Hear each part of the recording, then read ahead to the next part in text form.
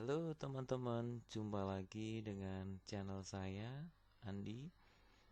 Pada kali ini saya akan menjelaskan contoh penerapan hukum 2 Newton pada sistem katrol, dan juga nanti akan saya sertakan juga bagaimana cara menyelesaikan contoh soalnya. Sebelumnya, jangan lupa like dan subscribe-nya supaya channel saya semakin berkembang. Oke, kita masuk saja ke penerapan hukum 2 Newton pada sistem katrol. Ini baru beberapa ya teman-teman ya. Ini sistem katrol. Yang pertama, sebuah benda di atas permukaan yang licin ya, tanpa gesek. Kemudian dihubungkan dengan sebuah tali, ada katrol, dan juga ada massa benda kedua. Oke, tentunya teman-teman masih ingat ya, atau tahu ya bunyi hukum 2 Newton. Hukum 2 Newton berbunyi besarnya percepatan berbanding lurus dengan gaya dan berbanding terbalik dengan massa benda itu sendiri. Bisa juga dituliskan dengan rumus apa teman-teman masih ingat? Sigma F sama dengan M dikalikan A ya. Sigma F itu gaya sama dengan massa dikalikan dengan percepatannya. Nah, baik, di gambar pertama kalau kita lihat sepintas, kalau sistemnya seperti ini, pasti dia akan mengalami percepatan atau mengalami suatu gerakan, teman-teman ya. Nah, untuk yang benda pertama yang berwarna hijau, kita anggap sebagai massa benda pertama, dan yang berwarna kuning itu adalah massa benda kedua. Nah, tentunya secara logika teman-teman bisa membayangkan ya nanti arah gerakannya kemana. Oke, untuk M1 pasti dia akan tertarik arah gerakannya ke sana ya, percepatannya ke kanan ya. Sedangkan untuk M2 arah percepatan atau arah gerakannya tentunya akan ke bawah. Nah, dalam sistem yang pertama ini kita lihat bahwa massa benda yang kuning itu lebih besar dibandingkan dengan massa benda yang pertama. Nah, maka syaratnya ini kita tuliskan M2 lebih besar dibandingkan dengan M1. Baik. Nah, dengan menggunakan hukum 2 Newton ini kita akan membahas bagaimana sih cara menurunkan rumusnya. Jadi, teman-teman nggak hanya menghafalkan rumus ya, harus tahu bagaimana sih dapat rumusnya nanti. Oke, dari sistem ini kita melihat satu persatu dulu ya, dari sistem dari benda pertama ataupun benda kedua. Tapi sebelumnya kita gambarkan dulu arah-arah gaya yang bekerja. Oke, karena dua benda dihubungkan dengan tali, maka akan berlaku dengan tegangan tali ya. Gaya tegangan tali. Ingat sebelumnya kita sudah mempelajari ada 4 jenis gaya. Ada gaya berat, gaya gesek, gaya tegangan tali, dan juga gaya normal. Baik. Nah, di sini gaya tali ini kita lambangkan dengan T. Ingat, gaya tegangan tali kalau dua sistem dengan dua benda seperti ini yang tarik menarik, maka arahnya juga akan saling bertemu ya. Nah, ini kalau kita lihat sepintas, talinya ada berapa teman-teman? 2? Bukan, ini talinya hanya 1, karena ini hanya dipisahkan sebuah katrol, begitu ya. Jadi, ini T, ini juga T. Satu jenis tali, tidak ada T1 dan tidak ada T2, hanya T. Oke, langsung kita uraikan. Untuk M2, nah dia tergantung bebas, maka dia punya gaya berat. Arah gaya beratnya kemana? Ke bawah ya. Gaya berat apa lambangnya? W. Dalam bahasa Inggris adalah weight ya. Maka ini M dikalikan 2. M dikalikan G. Ini M2 dikalikan G. Oke. kita anggap bahwa yang benda di atas permukaan ini, oke, ini kita andaikan adalah sistem yang pertama, kemudian ini yang sistem yang kedua, ya, sistem yang kedua. Nah, kita coba uraikan dari sistem per sistem. Sistem yang pertama, oke, ingat, dengan menggunakan prinsip hukum 2 Newton, sigma F sama dengan M dikali A. Nah, sigma F di sini itu bisa diganti dengan gaya berat, gaya tegangan tali, gaya normal, ataupun gaya gesek. Nah, karena pada sistem ini gayanya di sini itu adalah gaya tegangan tali atau T, maka kita bisa mengganti sigma F menjadi T, ya, karena dipengaruhi oleh gaya tegangan tali. Maka T sama dengan M. Nah, masanya yang tertarik oleh talinya di sini adalah M1, maka kita tuliskan M1 dikalikan A. Oke, ini persamaan untuk sistem yang pertama, teman-teman ya. Ya, oke, ini sistem yang pertama, persamaan yang pertama. Nah, baik. Nah, berikutnya bagaimana untuk sistem benda yang kedua? Nah, kalau kita lihat arah gerakannya ke bawah, percepatannya ke bawah, maka W2 condong dia mendekati ke arah pusat bumi. Maka W-nya di sini itu condong bertambah, ya, bernilai positif. Tetapi W di sini dilawan oleh arah gaya tegangan tali. T-nya ke atas, maka tidak mungkin searah, ya kan? Ada yang positif, ada yang minus. Maka persamaannya tetap menggunakan sigma F, ya. Kita tulis lagi sigma F sama dengan M2 dikalikan A. Nah, sigma F-nya itu apa? Sigma F itu adalah perubahan gaya atau jumlah gaya yang bekerja pada sistem yang kedua. Nah, ingat tadi yang ke bawah, gaya beratnya itu bertambah, ya, menuju pusat bumi, maka ini W2, ya, ini W2, ya, sama dengan minus T, ya, karena dilawan atau berlawan arah dengan T, gaya tegangan talinya, sama dengan M2 dikalikan A. Nah, kita jabarkan W2-nya apa? Sudah kita tuliskan M2 dikalikan G minus T sama dengan M2 dikalikan A. Nah, dari persamaan ini kita cari persamaan T-nya seperti apa. Nah, kita tinggal pindah-pindahkan ruasnya, ya, teman-teman, ya. Jadi ini M2 dikalikan G. Nah, M2 dikalikan A yang sebelumnya di ruas sebelah kanan, kita pindahkan ke kiri, maka menjadi minus, ya.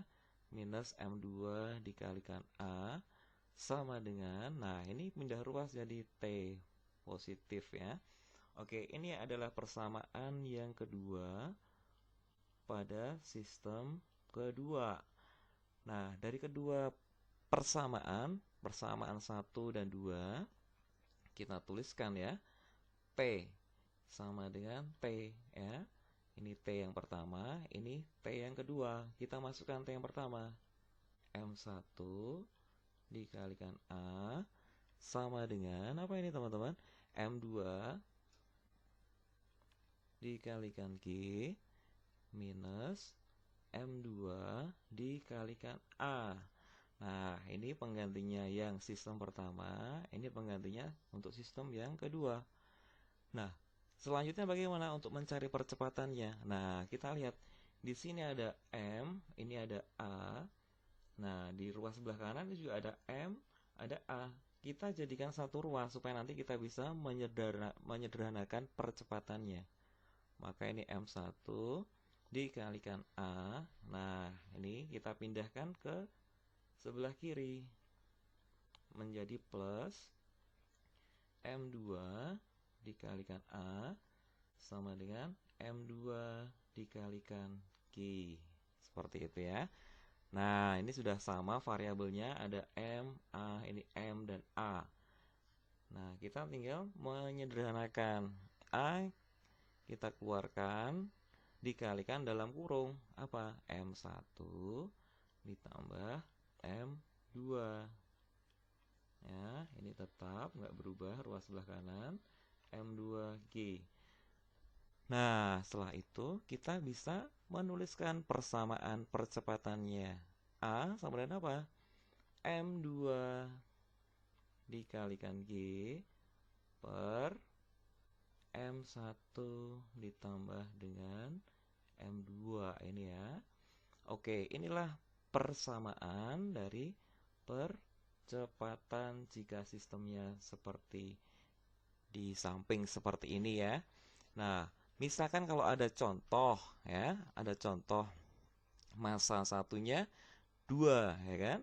Udah kita tinggal masukkan M1-nya 2.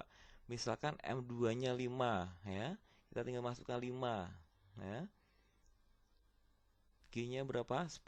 Nah, kita tinggal menggunakan rumus ini untuk mencari percepatannya, teman-teman ya. Jadi misalkan tadi M2-nya 5, G-nya 10, ada 50 ya. 5 dikali 10 dibagi dengan 2 ditambah 5, jadi 50 per 7. Seperti itu percepatannya.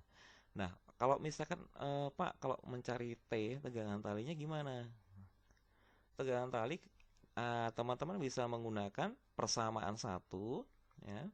Bisa menggunakan persamaan 1 atau ya, atau bisa juga menggunakan persamaan kedua. Tinggal dimasukkan karena percepatan sudah tahu. Nah, misalnya kalau kita menggunakan persamaan yang pertama ini kan, M1-nya tadi berapa teman-teman? 2 ya. Jadi 2 dikalikan A. Percepatannya adalah 50 per 7. Seperti itu ya. Silakan nanti bisa dikerjakan dengan contoh yang lain. Oke, saya rasa cukup jelas ya, sangat mudah ya. Baik, sekarang untuk yang sistem kedua teman-teman ya. Untuk sistem yang kedua. Sistem kedua ini malah condong lebih gampang ya, lebih gampang kalau kita lihat. Oke, di sini masih ada dua benda, benda merah dan benda warna biru. Benda merah kita anggap sebagai M1, benda biru M2. Nah, kita lihat lebih besar mana? Lebih besar benda biru atau M2, maka kita bisa menuliskan syaratnya M2 lebih besar dibandingkan dengan M1. Maka secara logika arah gerakannya kemana teman-teman? Percepatannya. Nah, pasti M1-nya ke atas, ini ya percepatannya. Untuk M2 arahnya ke bawah percepatannya. Nah, di sini ada sebuah tali. Ingat, ini hanya satu tali ya teman-temannya. Cuman di sini dipisahkan dengan sebuah katrol. Nah, kita lengkapi arah-arah gayanya. Ini tegangan tali T. Nah, ingat ini kalau kita bentangkan saling bertemu, maka ini juga T. Nah, kita lengkapi juga di sini. Namanya apa? Arah yang ke bawah gaya apa? Gaya berat. Karena ini M1, maka ini anggap sebagai W1. Ini juga sama, arahnya selalu ke bawah ya. Untuk gaya berat ya, ini W2. Oke, sama caranya seperti yang sistem pertama, kita uraikan satu persatu sistemnya. Oke. Nah, ini kita anggap sebagai apa? Sistem pertama. Yang di sini adalah sistem yang kedua ya. Ini saya warnain merah biar tahu sistem pertama, sistem yang kedua. Oke. Kita coba langsung ke sistem pertama. Ingat, semua benda yang bergerak selalu menggunakan hukum 2 Newton. Apa tadi teman-teman? Sigma F sama dengan M dikalikan A. Nah, kalau kita terapkan pada sistem yang pertama, arah gerakannya kemana teman-teman? Arah gerakannya ke atas. Maka gaya berat ini yang harusnya dia arahnya ke bawah, dia tertarik ke atas, maka kira-kira gimana? Berkurang atau bertambah? Berkurang ya. Maka W1-nya ini akan minus karena arahnya gerakannya ke atas. Nah, ingat W sama T ini pasti bertolak belakang ya di sini ya. Nah, kalau W1-nya udah minus, maka T-nya juga di sini bernilai sebaliknya T ya. Oke, ini M1 dikalikan A. Nah, W1-nya apa? W1-nya M1 dikalikan G plus T sama dengan M1 dikalikan A. Nah, sama seperti dengan cara yang sebelumnya, kita pindahkan ruas ya.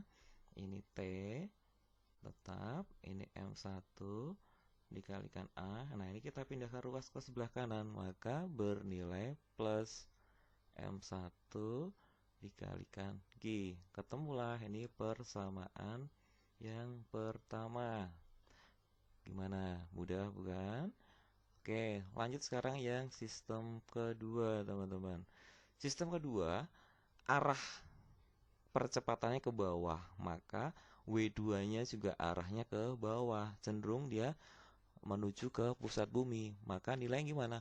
Nilainya bernilai plus ya. Sama ya, menggunakan sigma F sama dengan M kali A, maka ini langsung W2 bernilai plus karena arahnya ke bawah menuju pusat bumi ya, ingat ya. Berlawanan arah dengan T, maka minus T sama dengan M2 dikalikan dengan A. Baik, kita jabarkan di sini M2 dikalikan G minus T sama dengan M2 dikalikan A. Nah, kita pindahkan T-nya ke sebelah kanan, M2A-nya pindah ke kiri, tukar posisi ya ceritanya. Jadi M2 dikalikan G sama minus ya, minus M2 dikali A. Kenapa? Karena ini pindah ruas ya, sama dengan T. Nah, ini untuk persamaan yang kedua. Baik, dari persamaan 1 dan 2, nah ini sudah sama-sama punya T ya. Sama caranya, jadi T yang pertama sama dengan T yang kedua. Kenapa? Ini T-nya satu jenis tali, maka kita bisa menyamakan ya, T dan T ya. Oke, kita tulis persamaan yang pertama, M1 kali A, M1 dikali G sama dengan M2 dikalikan G minus M2 dikalikan A. Nah, kita cari dengan variabel yang sama, jadikan satu ruas. Nah, ini ya. Ini yang M1A. Kita cari yang di ruas sebelah kanan yang ada M dan A. Nah, ini kita pindahkan ruas ke sebelah kanan. Maka ini akan berubah menjadi plus M2 dikalikan A ya. Ini M2G-nya tetap di sebelah kanan. Nah, M1G-nya kita pindahkan ke kiri, maka ini minus ya.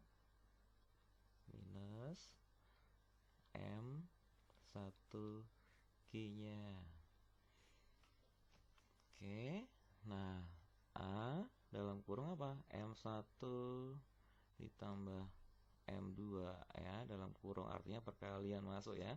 A dikalikan M1 ketemunya M1A. A dikalikan M2 ketemunya M2A. Sama dengan yang di sini. Nah, ini sama-sama punya G, maka G-nya kita keluarkan. Nah, dalam kurung adalah apa? M2 minus M1. Jelas ya? Nah, sangat mudah sekali. Maka A akan menjadi gimana persamaan percepatannya, gerakannya? Berapa sih percepatannya? Nah, ini ya. Jadi G M2 minus M1 dibagi dengan apa, teman-teman? Nah, dibagi dengan M1 ditambah dengan M2. Ini boleh dikurung ya. Baik. Nah, itulah persamaan percepatan jika dua buah benda tergantung secara bebas pada sebuah sistem katrol. Percepatannya seperti ini. Jelas sekali ya teman-teman ya, gampang sekali ya. Nah, kalau kita terapkan dalam soal gimana, Pak? Oke. Nah, ini G-nya berapa tadi? 10. M2-nya kalau kita ikutin dengan soal yang sebelumnya, misalkan M2-nya 5, M1-nya 2, ya udah tinggal masukkan. Jadi ini 10, 5 minus 2 berapa? 3 ya, jadi 30 ya. 10 dikali 3 dibagi dengan penjumlahannya 7 ya, 30 per 7 itu percepatannya. Nah, kalau misalnya cari tegangan talinya gimana? Sama dengan sistem yang seperti yang pertama. Kita boleh menggunakan T yang pertama ataupun T yang kedua.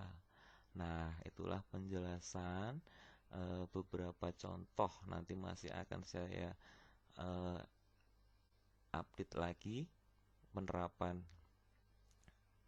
hukum 2 Newton yang dengan katrol ya, nanti ada bidang miring, kemudian ada 3 benda. Nah, silahkan diikuti untuk penjelasan berikutnya. Semoga penjelasan kali ini bermanfaat, jadi teman-teman bisa paham bagaimana cara penurunan rumusnya. Ingat ya, jangan lupa like dan subscribe-nya. Terima kasih.